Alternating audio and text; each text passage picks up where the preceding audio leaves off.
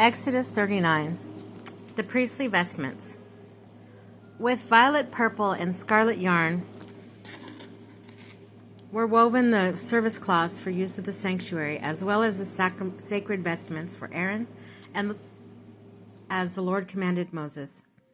An ephod was woven of gold thread and of violet, purple, and scarlet yarn, and of fine twined linen, or linen twined. Gold was the first hammered into gold leaf, and cut up into threads, which were woven with violet, purple, and scarlet yarn into an embroidered pattern on the fine linen. Shoulder straps were made for it and joined to its two upper ends.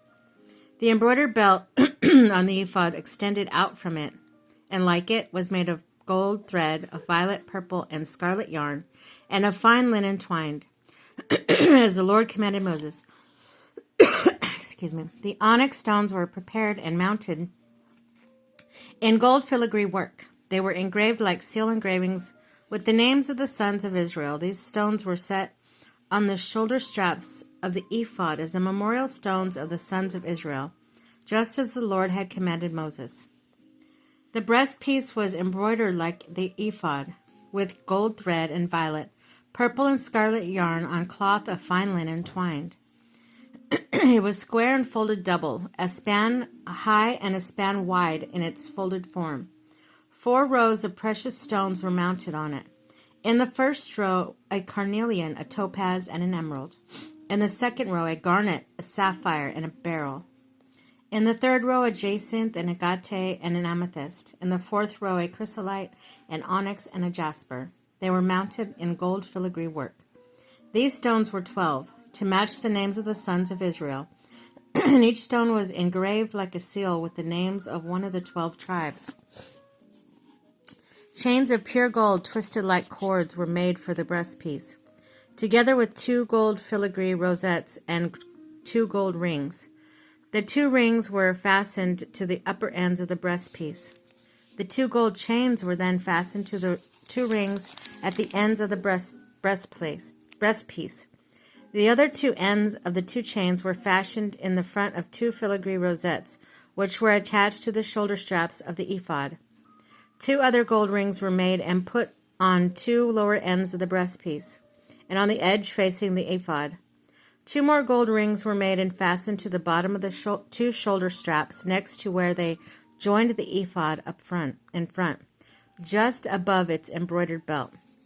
Violet ribbons bound the rings of the breastpiece of the rings of the ephod, so that the breastpiece stayed right above the embroidered belt of the ephod and did not swing loose from it.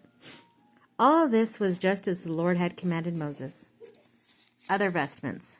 The robe of the ephod was woven entirely of violet yarn, and with an opening in its center, like an opening of a shirt, with selvage around the openings to keep it from being torn.